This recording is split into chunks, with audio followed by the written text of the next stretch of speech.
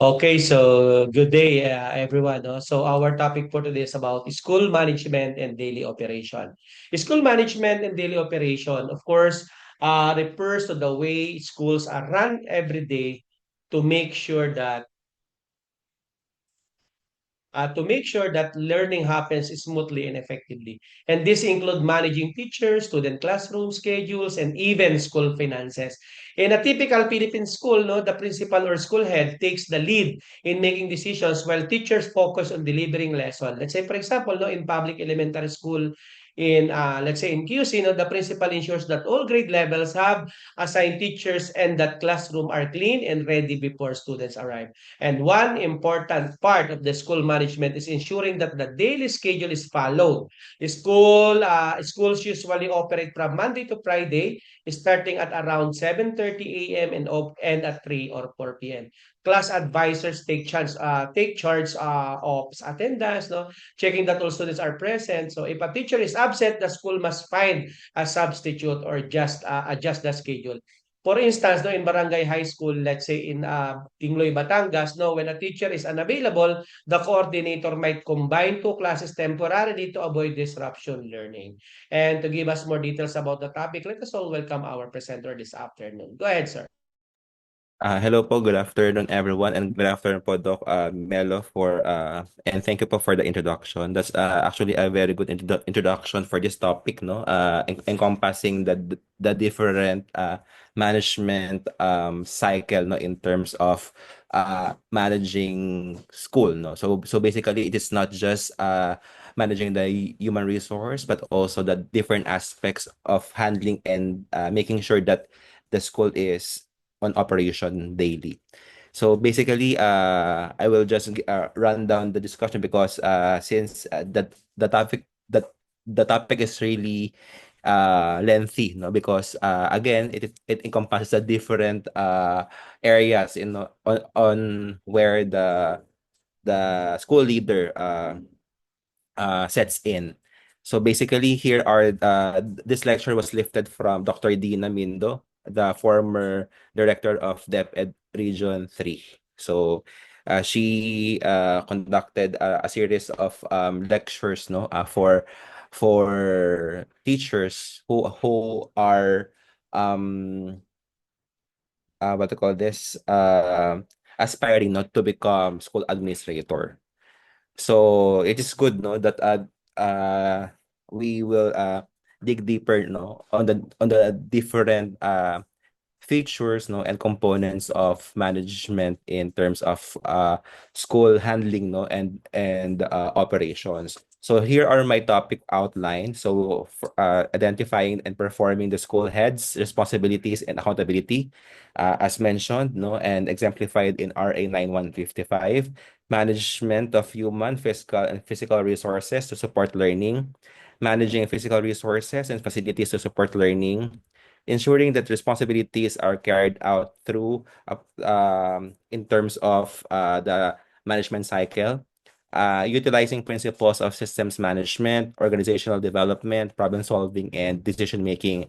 So this is a huge part of responsibility of school heads, no, particularly in running the school, no, because as mentioned a while ago, there are different components, no, or key areas that the school leader should monitor, no, and ensure, no, that these policies, these guidelines are really running, no, and efficiently covered in the different areas of the school.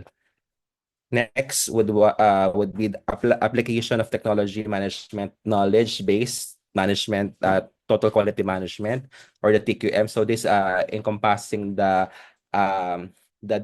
different key performance indicators, no, pertaining to quality standards of the school.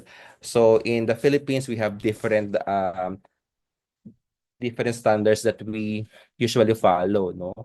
In the basic education, we have the standards from DepEd, higher eds, and also postgraduate schools. They also have their own quality standards, no? So it differs by organization, and the school has the liberty, no? Which of the following um KPIs, no, or evaluators will be um what to call this, applied, no, in their own different um school, no? Because it is very important for the school, no, to abide with the standards, like for example for ISO, for there are PAHOCOA. So those are the examples for total quality management.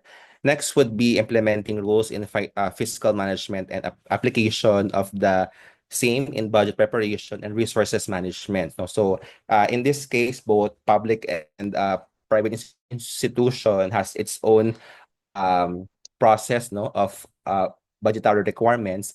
For public institutions, they need to follow the standards, no, and processes as deemed by the Department of Health, Department of Education rather, and also the DBM, no, because we wanted transparency, no, in the preparation of financial resources.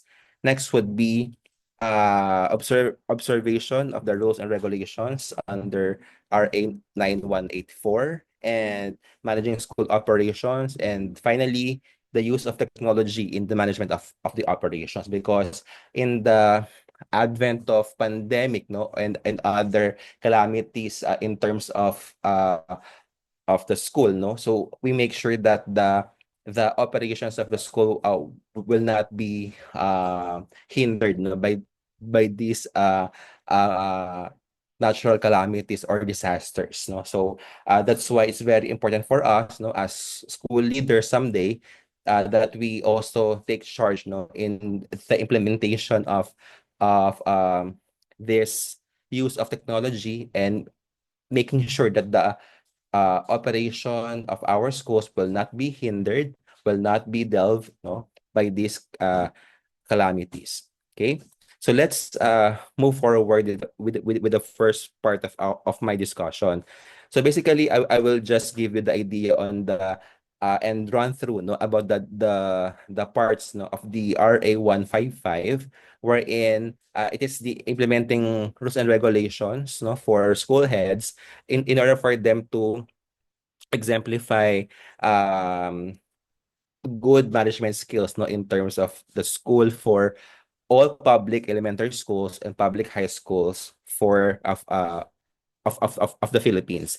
And we will again run through, no, that the principal or the school head is both instructional leader and administrative manager, wherein uh, they will facilitate, no, the different activities pertaining to the curriculum review, making sure that there's also audit in terms of the curriculum and the standard of teaching, no, for teachers, as well as the administrative arm of the school, making sure that the process within the school is effectively given to the students.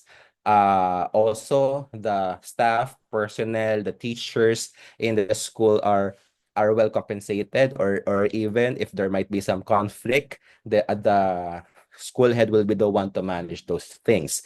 So in terms of the public education sector, again, we abide to the process, no, as deemed by the DepEd, as well as to the COA, no, in terms of the financial aspect of uh, um, ruling, no, or governing the school, and also the rules of conduct, no, on how, as mentioned during our discussion this morning, no, there's also ethical standards, no, for school heads, no, or school leaders.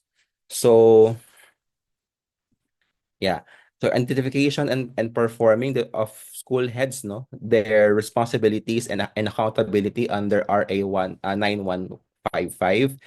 So here are the responsibility, no, and accountability of school heads. No, so they need to set the vision and mission, the goals and objective of the school. They also need to spearhead in creating the environment within the school that is conducive for learning and teaching. The school head should also implement, monitor, and assess the school curriculum and being accountable for higher outcomes.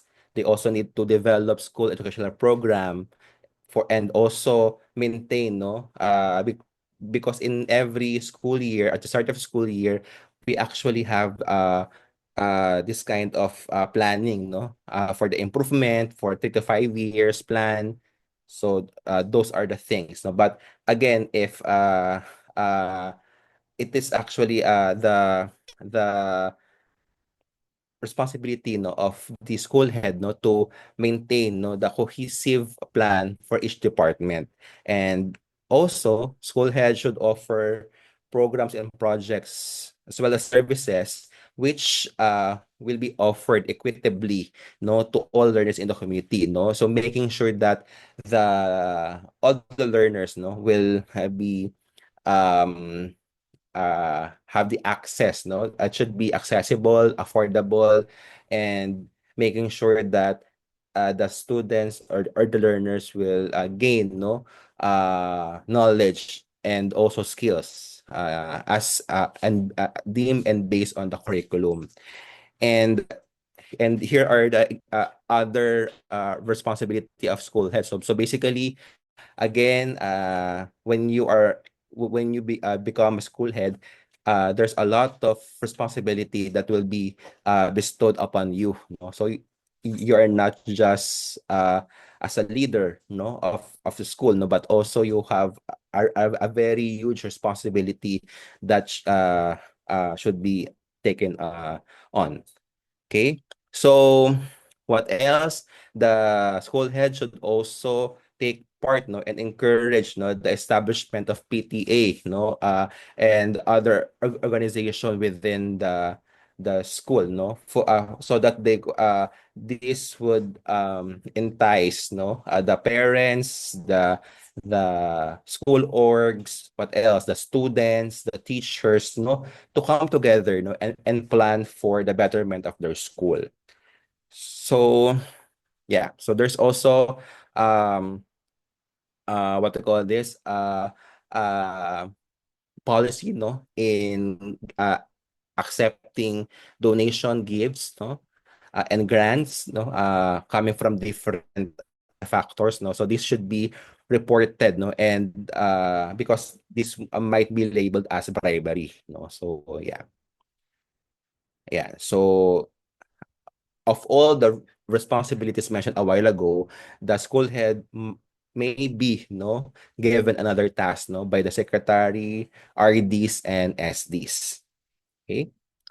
So again, as administrative manager and instructional manager, here are the things, no, that the school head should exemplify, no. In as administrative manager, ito yon, no. So yeah, so again, I will not linger on that, no, but it is really important, no, for us to take a look, no, with the management planning and implementation cycle, no, in the Philippines, no, wherein this is actually a very important aspect on how the school head would manage, no, and plan for a very specific targets, because in the like us in the higher education, we do have also targets, no, that we need um to to attain, no, and making sure that the school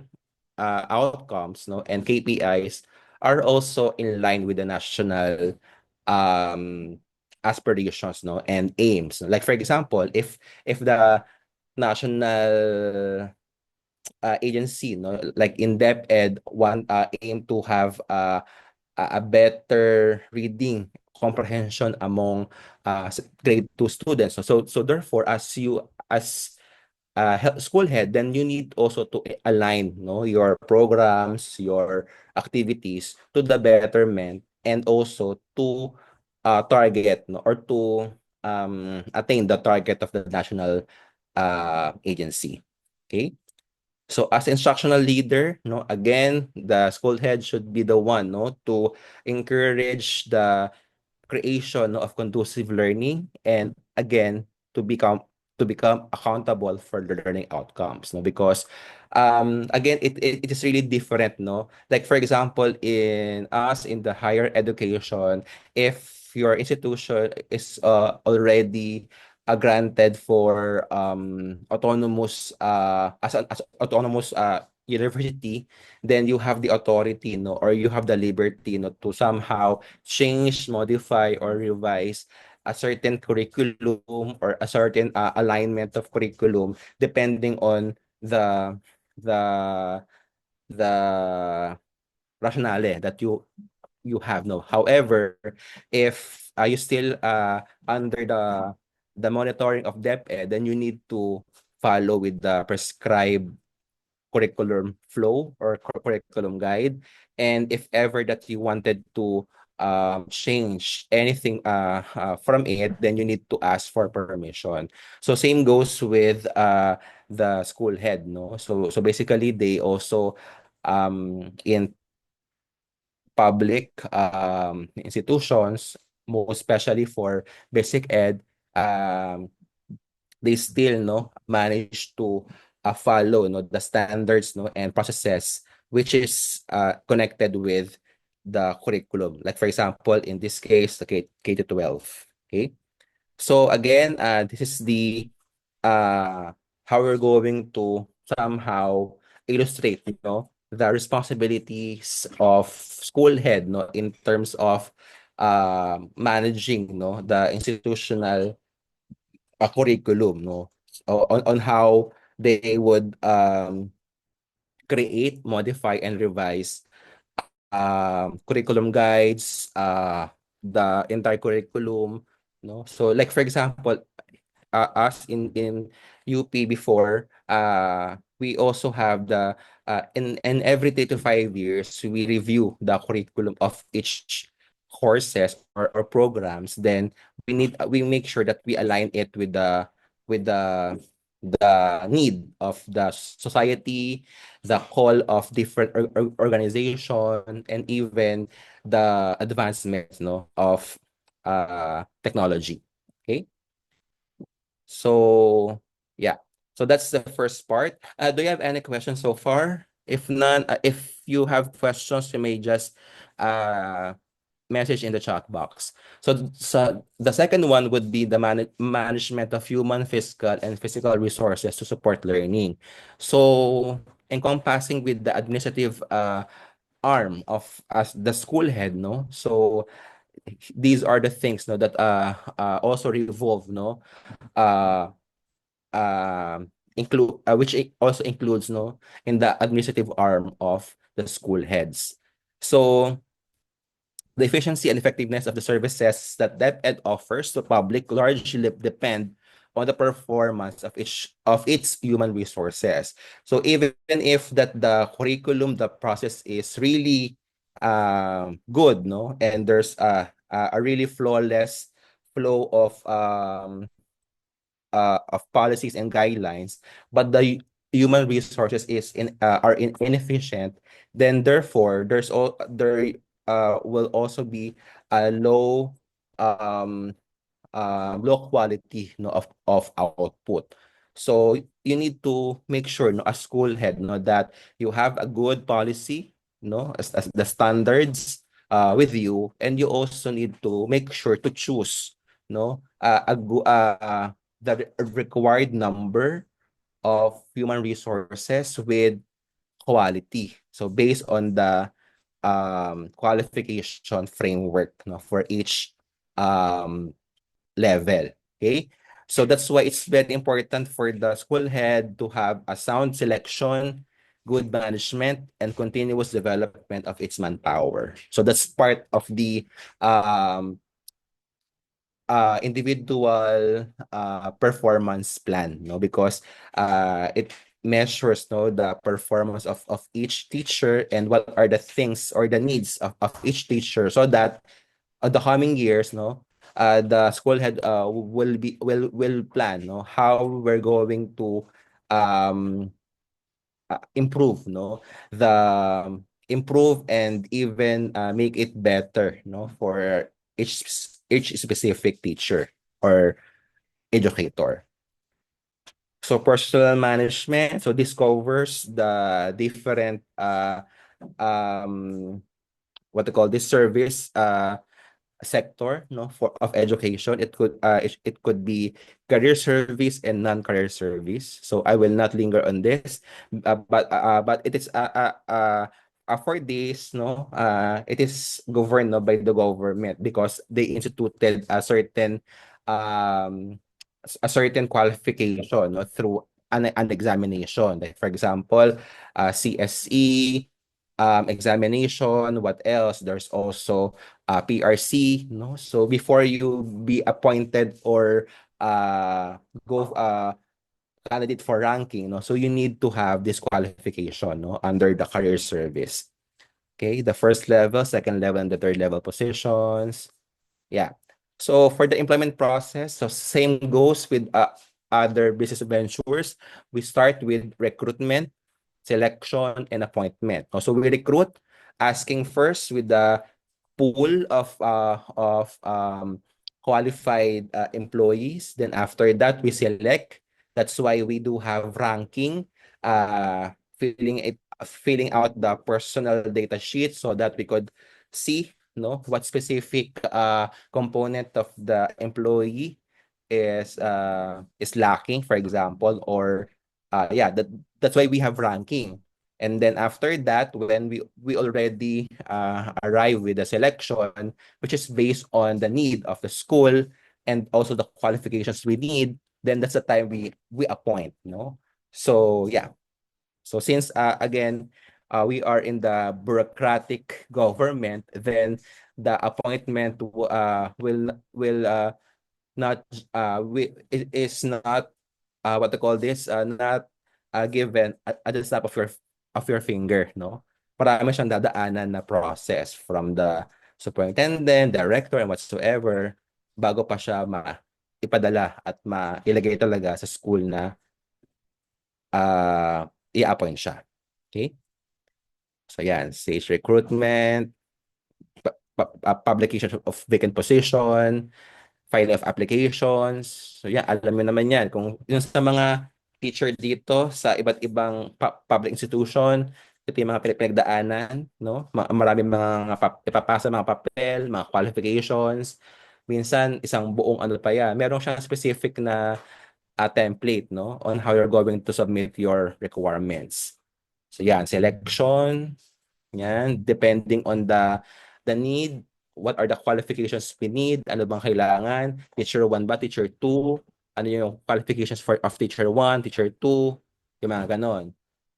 Yun.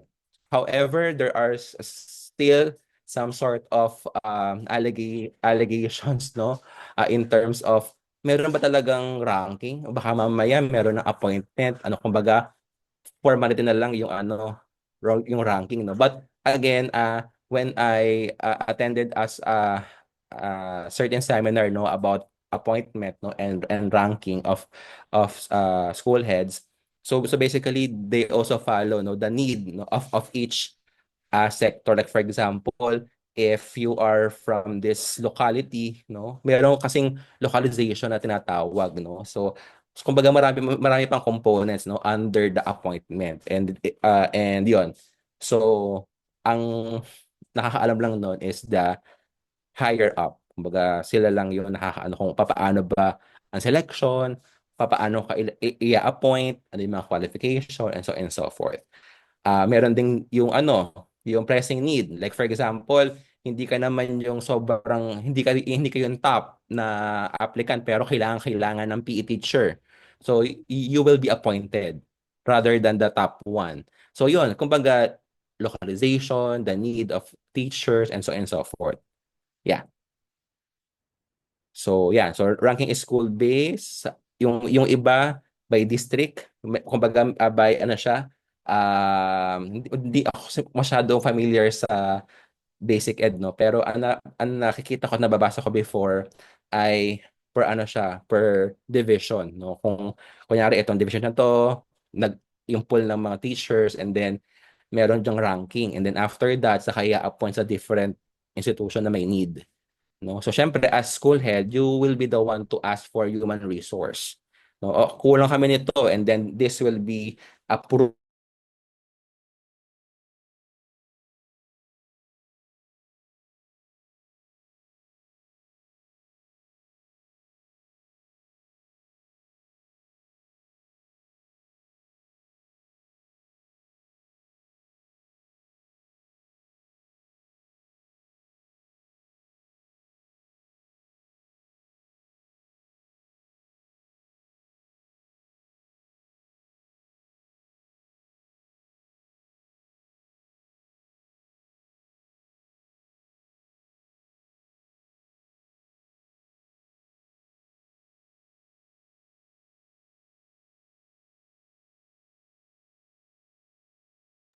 Are you done, sir? Wala, sir. Na-disconnect, sir. Ay, hello po. Are you done, Okay sir? po, iyan ako. Apo, okay po. Okay na po. So as mentioned a while ago, so basically it minsan like for example for promotion, no, kapag ang plantilla mo ay ang available plantilla is lecture 1, but your qualifications could somehow be uh professor 1, hindi ka magiging professor 1 if there's no plantilla for you, no? So ganun lang siya, no? Medyo ano siya, problematic, no? But it is actually the process of how it goes, no? Kasi syempre it is deemed by the department. It is should also be approved by S CSC and such, no? So maraming bureaucratic processes. So the division, RQA, mga yan, no? So alam nyo na yan. I will just somehow take you into the ano, kasi alam ko naman to ni-review natin before, no? Undergrad, no? Ano yung mga components ng selection committee and such, no? So para ano na tayo. So pooling of applicants. So inaano muna, pinupool muna hanggang sa mapunuan yung pool, and then after that, that's the time na we select, no? So the personal selection board composed of the following positions. Yan. So okay. So screening procedure. So we have qualification standards. So, ito yung tinitingnan natin. Kaya nagpapapasa ng mga license natin, yung ating mga seminars, attended and such, no? So that we could check if you are qualified or not, no? So appointments, no, as mentioned a while ago, hindi siya basta-basta, hindi siya snap of your finger, ayan ang appointment mo, no? Mahaba yung proseso ng appointment. Minsan na nailagay ka na doon sa posisyon pero wala pa yung appointment letter. Minsan naman ang tagal mong matawagan, that's kunyari 6 months, 1 year, saka pa lang lalabas yung appointment letter mo. Okay? So, yeah. So, approval. Yeah. So, documentary requirements for appointment, JD, out of office, SALN, no? And also the blood test for your ID, no? For blood typings, psychiatric examination, clearance, NBI. So, ito yung mga derogatory requirements, no? For you to be appointed and reappointed. So, effective appointment. So, yan. Ito na yung mga grievance, no? If there's a non-compliance, no? In terms of the process, no? Yan. Like for example, nang bribe yung ano yung candidate for appointment, no? Tapos nahuli siya. So, pwede siyang magkaroon ng grievance, no? It could be an administrative grievance or criminal case, no? Administrative or criminal case, no? So sayang naman yung pinagpaguran mo. no? So re-employment, no, kapag ikaw ay na-appoint sa posisyon tapos na permanent na pero ikaw ay na-separate because of retirement, organization, pwede ka ulit mag-reapply, no? So yan. So yeah, reinstatements, yan. Renewal. So medyo maano to, no, kasi more of administrative management, no. So kaya yung human resource, no, lahat yan iniisa-isa, no, so that the school, no, is really abiding, no, the process and policies in terms of human resource, no. May mga temporary, mayroong permanent, yan. Yun. Sa amin, sa school namin, meron kaming part-time, fixed term, full-time, and then we also have regular permanent employees, no? So may mga ganon. Yan. So, temporary, yan, substitute, no? Like for example, kulang yung employee or teacher sa sa isang institution, pwedeng magpa-substitute, no? May mga ginagawang ganon for appointment. Lalo na yung mga nag-file ng maternity leave, no? Tapos walang teacher na kukuha ng load from the school, so pwedeng from other school, pag masyadong konti naman yung load niya, pwedeng ilagay muna, no, doon sa isang institution as substitute, no. Yan, coterminous, no. So yan, kapag ikaw ay in-appoint, syempre pag nawala na yung nag-appoint sa iyo, mawawala ka na din as coterminous. Meron din, kunyari sa project, no. Pag nawala na yung project, wala ka na rin. Contractual, hindi na masyado ngayon yung contractual, no? Medyo ina-abolish siya. Yan. Ano ba ba? Casual or emergency, no? Lalo na kapag may malakas na demand, no, doon sa isang plantilla. So, kasi meron tayong season of hiring, no? Hindi siya yung tulad ng private institution na bigla-bigla nag-hire, no. Sa public kailangan ng parang meron siyang process, no, meron siyang date lang, no, kung kailan siya, kung kailan ka mag-hire ng institute ng ng ng employee, no. So contract of service, so mga JOs, no, marami niyan. Ito yung mga permanent sila, sila, contractual, pero para hindi, kasi nga 'di ba wala nang contractualization, ginagawang JO. Contract of service pa rin siya. Kumbaga, meron siyang kontrata para lang siya ay maging mask doon sa contractualization, ginagawang JO, no? So, 'yon. So, ano nangyari? Renew lang siya ng renew, no? So yan, employment status of teachers, regular, provisional status, yan, substitute status, other personnel, may mga reassignments, detail is the proper movement, no, of agencies, salary could be realigned, no, depending on the statute doon sa isang institution. Yeah, secondment, the movement from one department or agency to another, which is temporary in nature. So yeah, so hindi na kailangan ng issuance of appointment dito, no? It would involve increase or decrease in compensation and benefits, so depending on the seconded what to call this position. Okay? So job rotation, so yan. So within the institution lang siya, no? And somehow para lang may movement, no? And at the same time maging din efficient din yung pwedeng siya magtuturo sa other educators, no? So it depends on the rationale why the teacher is being rotated. Okay? Designation, so ito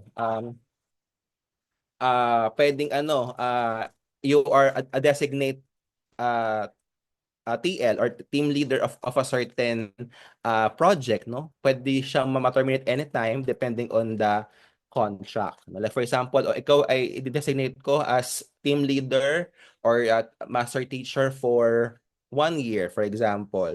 So yan, so that's designation, no? So attendance, as mentioned kanina, no? Ito na ang alam ko meron ng bago ngayon na ano, no?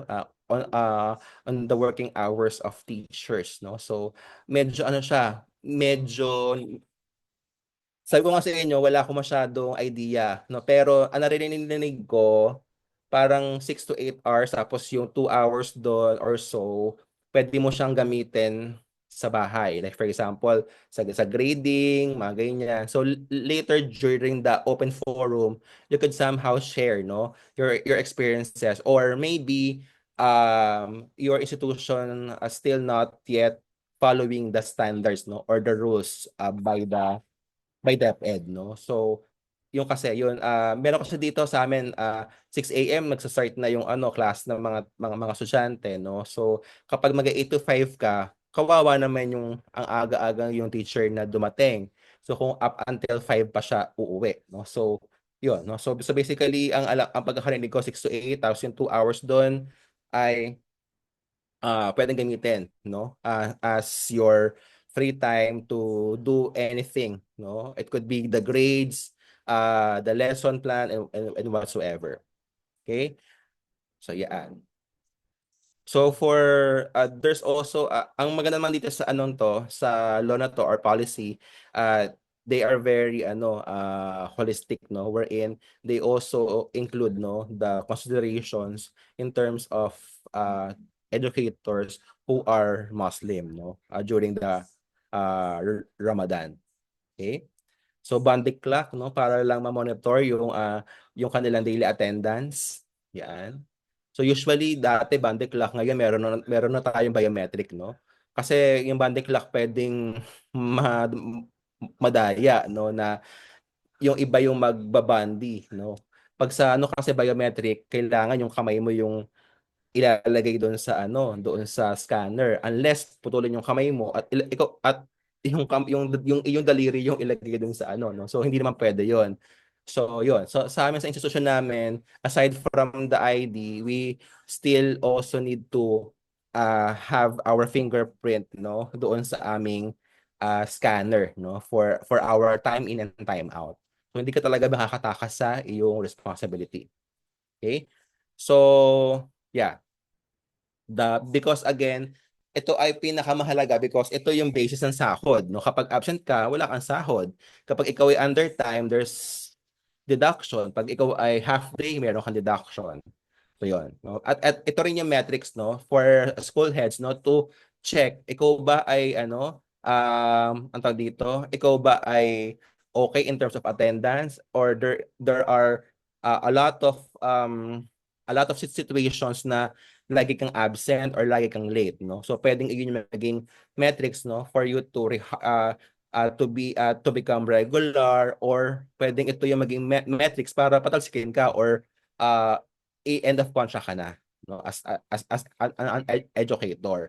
So leave credits for monetization, no, so yeah, no, so we have different it differ if you are belong to public institution.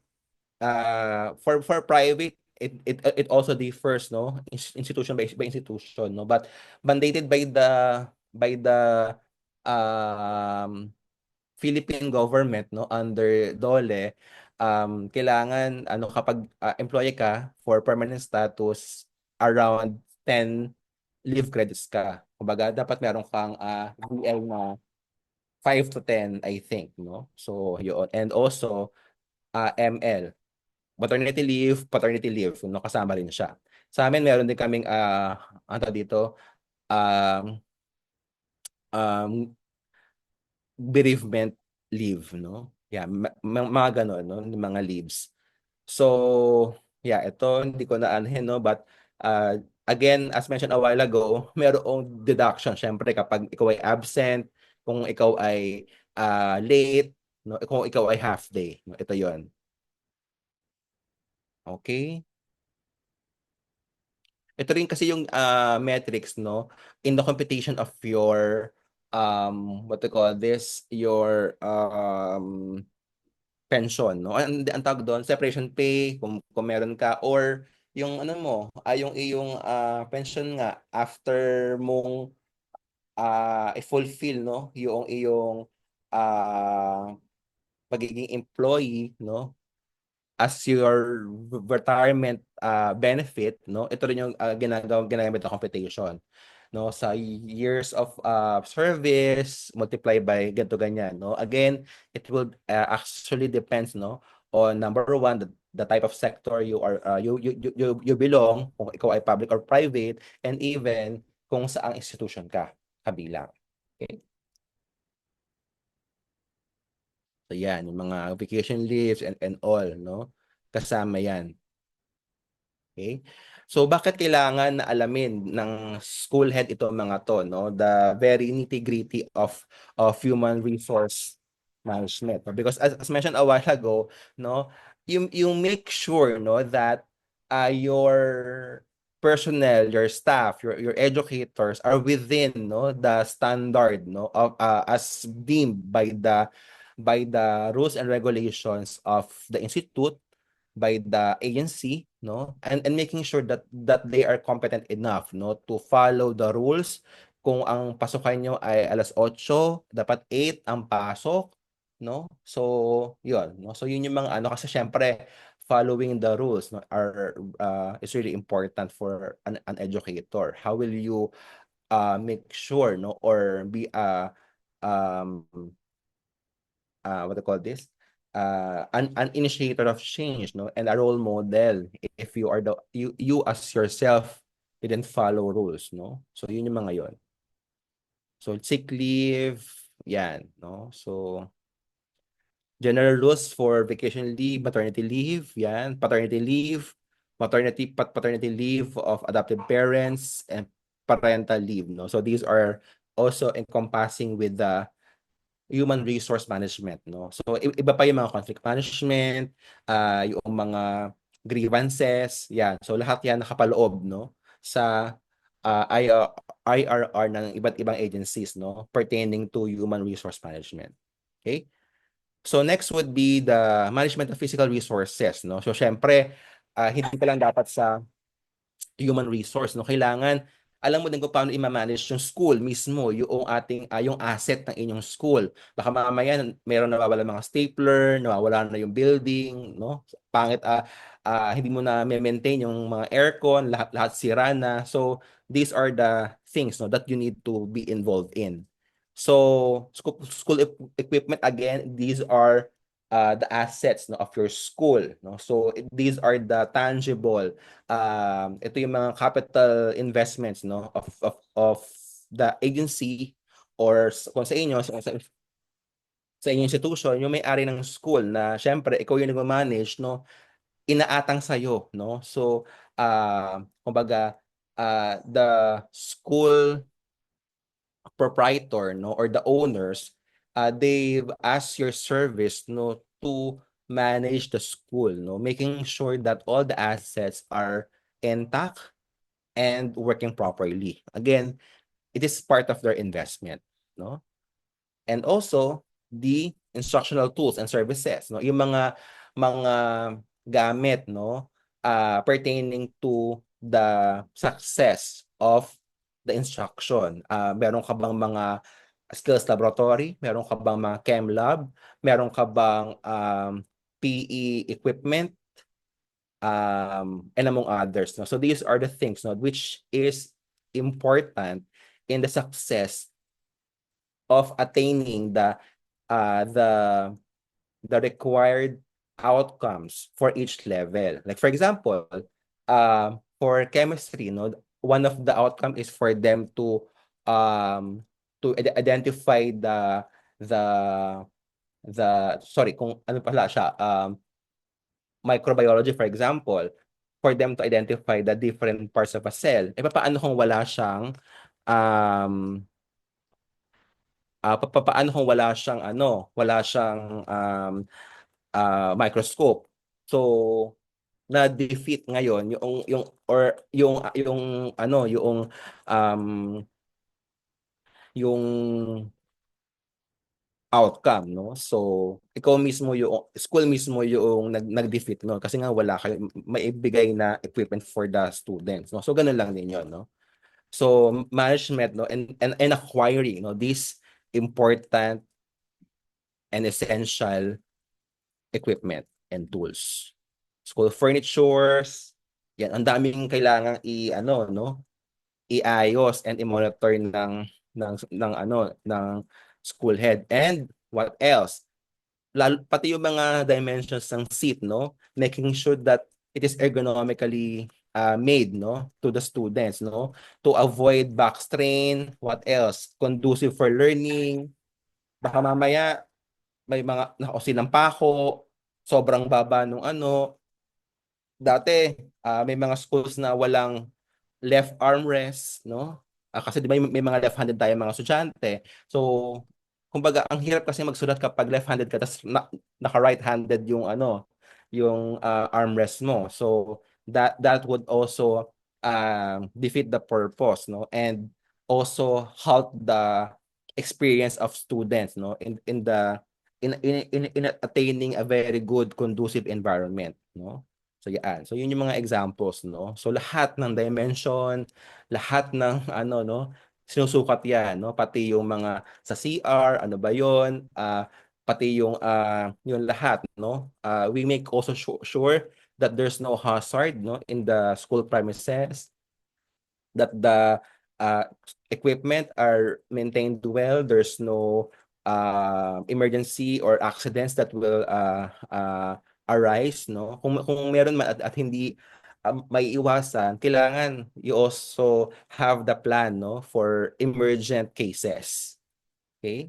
So yan. So yun lang no. Mga facilities and all, home economics, no. So yan, industrial arts facility. So basically, it illustrates, no, and enumerated, no, the different facilities and supplies and equipment needed for each course or subject, no. So yan. School garden, no, kasama kasi siya sa check, no. Dapat meron tayo, no. So yan. uh, for garden site and school preparation, soil preparation. So yan, kasama rin.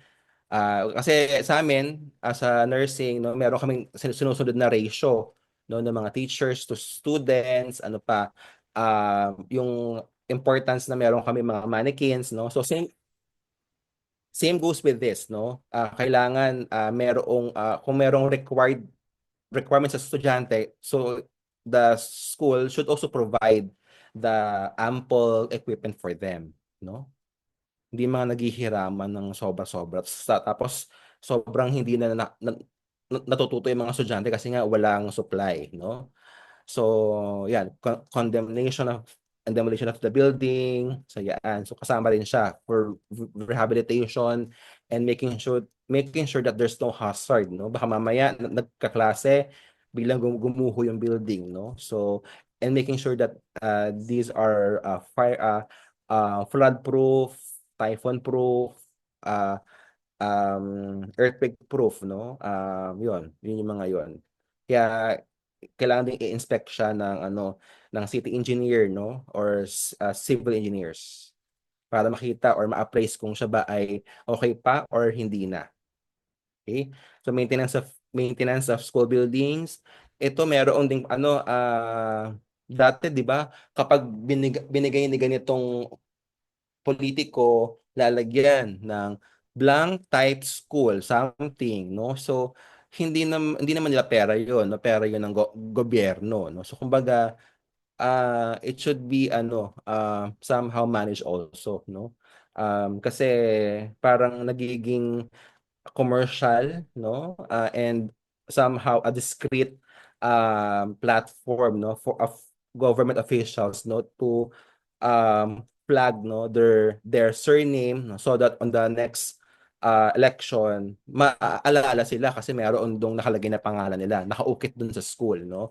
So that's very unethical, no, for the government official to write, no, and name the school after their surname, no? So, yun, no? So, meron din ganong policy.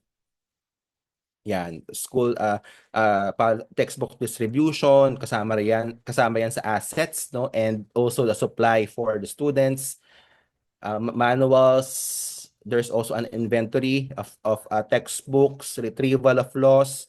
Kasi syempre sa public, no? Ano yan, in-inventory yan at ito ay monitor, no? Kasi kumbaga part yan ng trust ng agency, no, to distribute textbooks to students, no? Usually pahiram siya, no? So yan. And then next one is ensuring that these responsibilities are carried out through, no? So ito yung mga so we use framework, no, for continuous improvement of the school, making sure that the instituted rules and guidelines in the organization is being implemented properly, no? So yeah, yung mga insets, no, conducting learning action cells, yan, kasama yan, participation of in the extracurricular activities, mga SLACUA and other organization, may it be in sports, in academics, and among others, no. There's also conduct of meetings, no, for PTAs, faculty meetings, no? Minsan nagko-conduct din ng principal hour, no? Yung mga, like for example, sa amin meron kaming dean's hour, no? So that the dean would actually ask students, no, of the things that they wanted to improve to the school, no? What else? This is also the time for the administration, no, to walk through, no, and discuss the different issues in the college, no, or in each institution, no. So okay, yung maganda yon, kailangan natin kasi magkaroon ng harmonious relationship within the institution, with our different stakeholders, no. As school head, you are not just to govern, no, you need to listen to them, no, all across top down approach, no, from the top up until to the grassroots, and then down to up, no. Kailangan the communication is open, making sure that all the stakeholders have been heard, no, and listened properly, no. And meron mga resolutions, no, hindi lang nakinig, no, kailangan merong action, no. Next would be utilization of principles, no? System management, organizational development, problem solving, and decision making, no? The huge aspect of being a leader, no, is decision making, no? When and where, what to do, no? Option A versus option B, and different options, no? So as a leader, you need to imbibe, no, and make sure, no, that you have the critical thinking, no, uh in deciding, no, for your institution. Kasi syempre kada decision mo, there's actually a huge impact to your institution, no. So kasi you are not just deciding for yourself, but also for the students, for your personnel, and for your educators, no. So I know that you are familiar with the recent incident about the decision of the principal, no, to cut the ceremony and so on and so forth, no. That's her decision, no. However, there's based on the mandates, uh the the rules and regulations of the agency, the Department of Education, they come up with a decision, no, to remove the principal from her office and from her position, no, because of this um somehow inefficient decision, no. So here in this particular topic, no, so let us somehow recheck, no, are we capable of deciding for other people? Um, are we ready, to become one of the decision makers of your institution?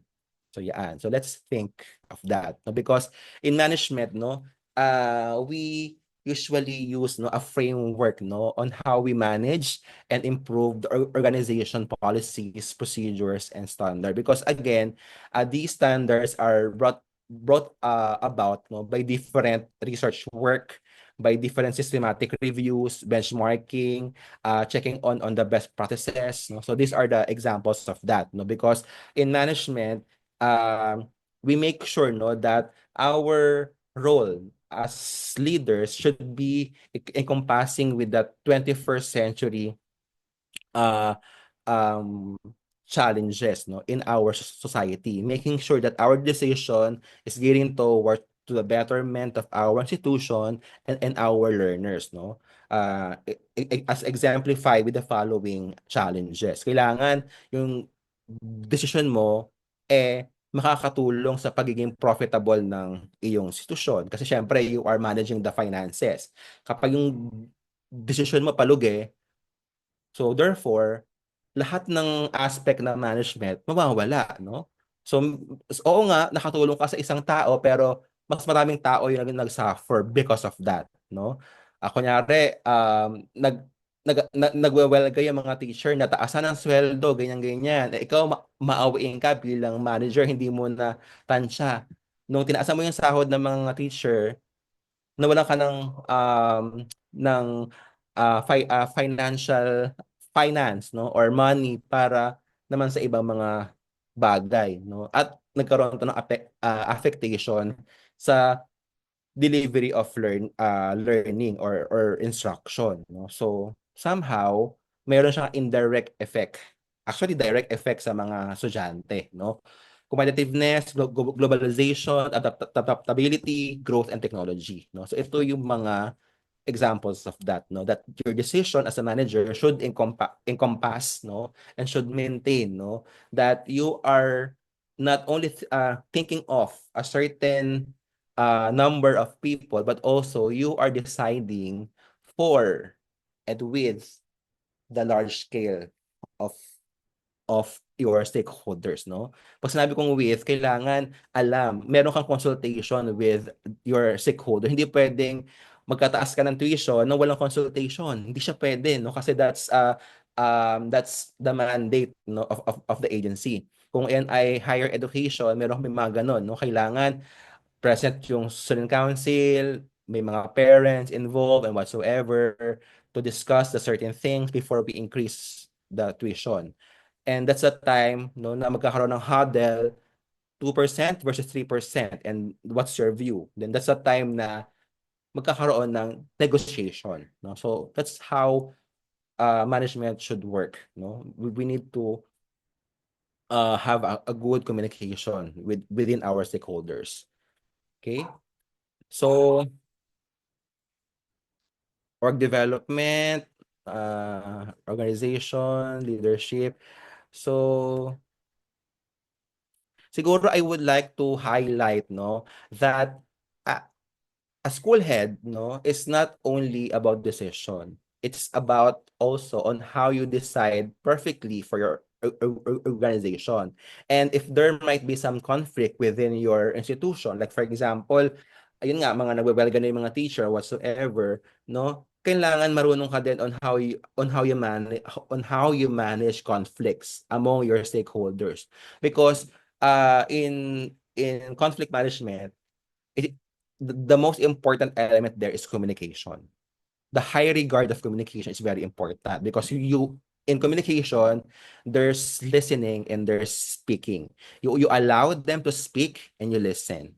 And then making sure that you also speak and they listen. So there should be again give and take relationship and making sure that you arrive to a certain point, no? Hindi pwedeng mataas yung isa, no? So pag ganun, wala kayong mare-resolve na conflict.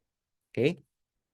So what else? Problem analysis and decision making. So when we talk about problem analysis, we need first to know know first the situation, no? We usually use the fishbone method, no, to somehow ask yourself why, and then that's the Socratic method, no. And for the fishbone method, you dissect the problem in several parts, and then after that you decide what are the things that you need to make so that this problem will be solved, and what are the things that you need to make so that this problem will not arise soon.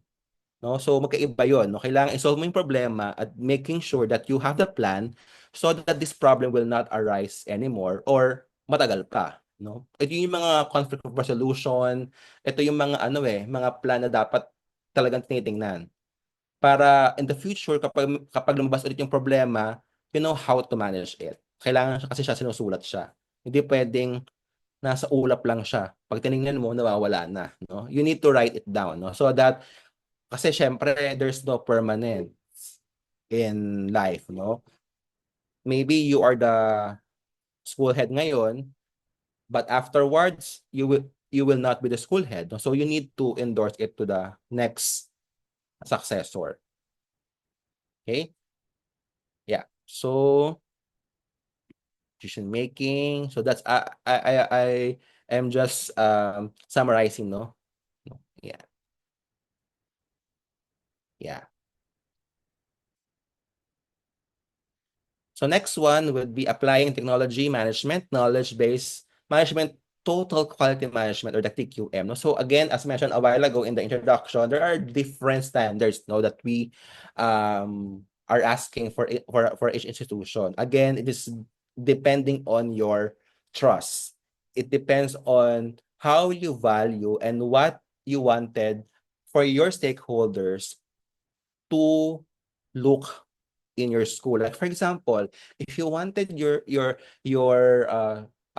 school, no, to abide with the national standards, then you need to ask the DepEd, the CHED, no, to check for your school. And then pag na-approve yan, so your school is national, is adapting, no, and what to call this, using, no, the standards, no, in terms of the school. Pero kung gusto niyo maging internationally acclaimed yung school niyo, usually we do have QS rating, ISO, and so on and so forth. So again, it depends, no, on what's the trust of your school, ano ba yung gusto nila, and ano yung gusto mong makita ng mga stakeholders mo sa yung school. Okay? So that's important. Yan, TQM. So yun na yun, no? So the quality or organization is very important kasi itong TQM, this will somehow give you the backbone, no, in terms of your school management, because hindi lang siya yung backbone but it is the monitoring scheme. Meron kang backbone of the policies, so kailangan ito yung i-monitor mo kasi meron siyang key performance indicator or the KPIs. If hindi mo siya ma-achieve, then there's problem. So kaya madaling malocate yung problem, no? Kung meron kang KPI, kung alam mo yung TQM mo, so yan. So ayun yung ano natin kasi again, no? So we need to abide with the policy so that we would achieve quality to our students. Okay? So again, here are the essential elements, no, of TQM in education: awareness and commitment for everyone. Kaya nga meron tayo mission vision, meron tayong mga meron tayong mga aims for our students. Meron kami mga virtues sa Lasal, mga ganon, no? There's a clear mission. Ano ba yung mission ng inyong institusyon? And systems planning. When we talk about systems planning, the whole array of components kailangan meron ka. Sa health sector, there's 11 or 12 systems, no? Sa education, we also have systems, no? Yung mga management, human resources, finance, conflict management, conflict resolution, whatsoever, no? So those are the examples, no? And we need to have that kind of thinking, no? Systems management thinking, no? Kasi kailangan hindi ka lang nakatingin sa isang sistema, kailangan I mean sa isang component, kailangan yung pagtingin mo is kabuuan, system, no? Meron kang systematic appraisal sa lahat ng mga bagay. Kasi alam mo that when a certain part fail, most likely this would somehow affect the whole system. Same goes in our body. Kapag nag-fail yung kidney, most likely magkakaroon ng affectation sa brain, sa heart, and so on and so forth, no? So dapat ganun yung ating mindset, no? So we need to take care of all the components within the system so that we ensure, no, that the system is running smoothly. Okay? So the pillars of of quality, ito na yung mga yon. Team strategies. Yeah, so I will not linger on this because this is very thorough discussion. So just to give you a glimpse of the TQM management. So yeah. So the PDCA cycle, no, usually ito ginagamit sa management, no, plan, do, check, act, no. So we plan for our institution, we do what is written in the plan. We check if the activities are really aligned with the plan. If we achieve the plan, then after that we act. What are the things that we need to act, no, to improve our intervention so that we achieve what are the things we write doon sa plan natin. So paikot-ikot siya, the PDCA cycle, hanggang sa makuha natin yung quality improvement. Okay? So, implementing rules in fiscal management. So, ito yung mga budgetary requirements, no? So, very ano na lang to, short, no? Kasi, yun, we have the OPEX, the CAPEX. OPEX is the operational expenses. We have the capital expense. We have monitoring and reporting kasi syempre as implied in di ba yung ating mga audits, no, kasama siya sa requirement ng DBM, no, kapag hindi ka nakapag-file, no, ng audit report, so most likely may problema ka, no, pwede ka makasuhan administratively, no, pwede ka ma put in trial sa DepEd or sa Senate, no, because of malversation of funds, mga ganyan, no? So, yun yung mga problem natin, no? So, ito yung process, no, in terms of fiscal resources ng isang institusyon. So, ayan. So, I will not, again, linger on this kasi medyo ano siya, no? At highly technical, no, in terms of the fiscal component of school management, no? Again, it will differ, no, depending on the institution you are in, no?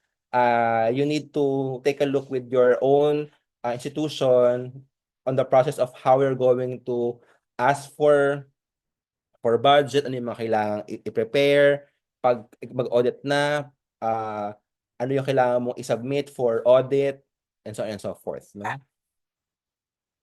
Clustered, bonding account process. So, yeah. So, ito yung mga ano natin, no? So, importante for fiscal management is, number one, good financial plan, no? Alam mo naman sa gobyerno, kapag ikaw ay pangit yung financial planning mo, so pwedeng babaan yan next fiscal cycle, no? Kasi it's either kung kanyari ang iyong asking budget ay 20 million tapos ang nagamit mo lang ay 5 million. So basically, you have a very poor financial plan, no? So hindi mo pala kailangan ng 20 million, ginamit mo lang 5 million. So next round, baka bigay sa'yo 3 million na lang, no? So yung kailangan ganun, no? Kailangan you have a good plan. Next one is transparency, no? Through audit. So make sure that all of your expenses are fully, no, and correctly, accurately audited. Kailangan yung mga resibo, kung ano man. Huwag kayong maglalagay ng kung ano-ano mga pangalan sa resibo na hindi naman sila sa layon, no? So baka ikaw ay ma-subject for trial, no, for administrative case. So yun, no, so you really need to be transparent, no, and plan well for your fiscal management. So, yeah, ito more of ano na to, mga bidding, yan, no, kasama yan. Sobrang taxing nito, no? Kasi you need to do the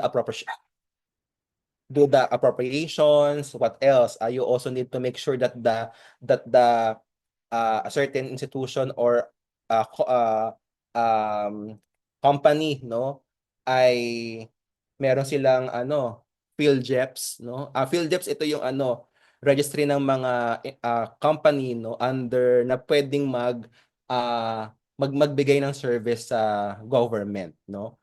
So meron siyang bayad and ano, kaya pagkita nyo niyan, no, kunyari ang eraser sa market ay 10 pesos, sa PhilJeps na ano na company, yung eraser nyo 20 pesos, ano na, 50 pesos na.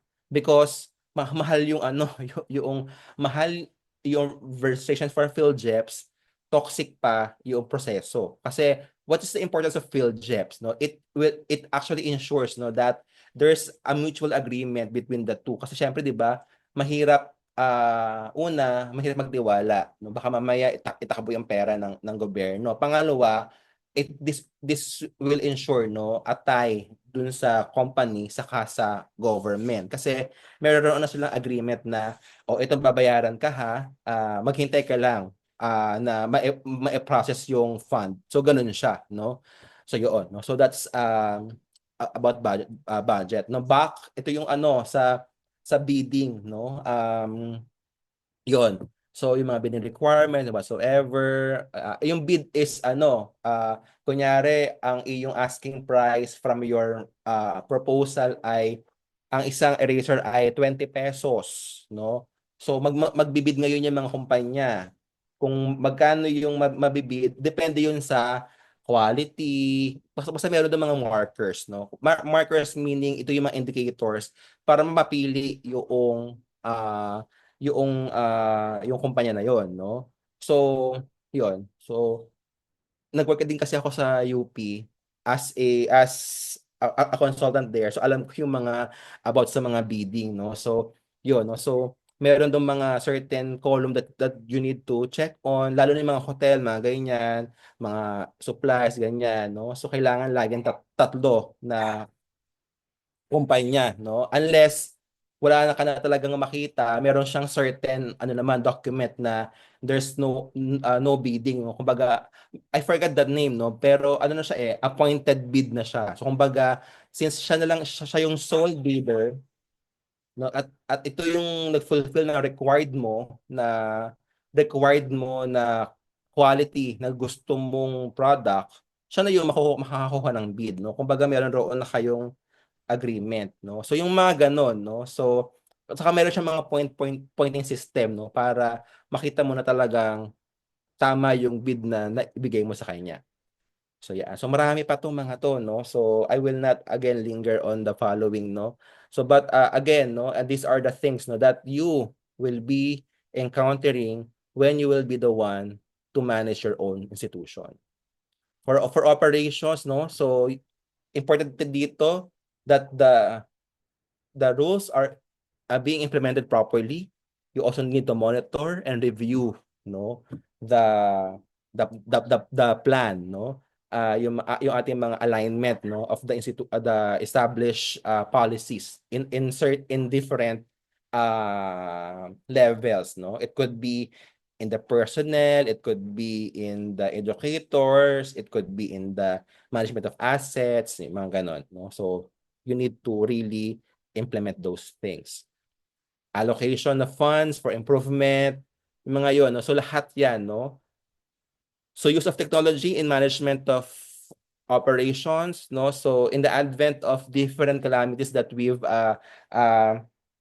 took in, no, and experienced during the past few years, the technology is really important for us to be framed, no? Kailangan meron tayong ample personnel, no, to help us, no, in maintaining the network, no, and use of technology if the time arises, no. So like for example, yung mga record system, ano pa ba, yung use of learning management system or LMS, all those no ay kasama sa use of technology under our school management. No? Kasi syempre, binabayaran din siya, no? So hindi siya mura, no? Tawag dito. And syempre, you also need to plan, no? If failure of technology happens, what's next, no? Hindi pwedeng ano lang, you are very too linear lang na uh, kapag hard copy, kapag uh, technology, paano pag nag-fail, no? So you need to have plans, no? What if merong mag-fail? What will you do? No? So you need to be um, a proactive leader, no, than reactive leader. So the difference of the two is if you're going to be proactive leader, you are seeing problems even if there's none. No, kailangan you plan ahead. No, if you are a reactive leader, then you are just solving a problem as it arises. Kung wala kang plan, no, nag-react ka lang kapag merong mga bagay na merong mali, no? Pero hindi mo alam paano yun. Paano kung baga nagsama-sama na yung mga problema. Anong gagawin mo? Anong uunahin mo? So you need to be proactive, no? So you need to plan ahead. You need to have your own um, plan, no? Of uh, future plan, no? If there might be some problem that would arise, no? So I think that's it. No, so thank you very much, everyone, and I hope I've imparted some insights, no, about how we're going to be a good leader and what are the things, no, and responsibilities as school head someday. No, so it is really challenging for all of us, no, because we are uh, studying this one, no, but I hope, no, through this lecture or this discussion, I shed a light to all of you. Thank you very Okay, much. thank you so much. Okay, thank you so much. No? Again, sabi nga ng presenter natin, another key part of school operation is maintaining discipline and order. Because again, school heads, guidance, counselor, and teachers work together to promote good behavior among students. They conduct regular values education sessions and enforce rules, no? And uh, even, of course, they conduct regular values education session and enforce rules such as wearing proper uniforms and avoiding bullying. No, in many Philippine schools, no, the Brigada Eskwela, no, provide proper or provide or this program actually, no, before the school year start helps to instill a sense of responsibility in students and parents alike as they help clean and prepare classroom. Because managing school resources is also vital. This includes handling the school budget, purchasing supplies like chalk, the paper, and cleaning materials, and repairing broken chairs or roofs. No? In rural areas such as, let's say, yung part ng Tanay, no? The school head may partner with local government units or NGOs to provide additional resources when the budget is limited. Let's say, for example, no, some school receive donations or printers or bond papers from barangay officials to support distance learning. And again, school management nga po also means evolving the community. Parents, barangay officials, and local stakeholders are encouraged to take part in school activities. Through the school governing councils, no, and PTA meeting, parents can suggest ways to improve the school and raise funds for project. No, in some towns such as Batangas, no, school organized pista ng paaralan, no, a community celebration where parents, teachers, and students come together to showcase talents and strengthen the ties. Okay, so I think that's it for this topic.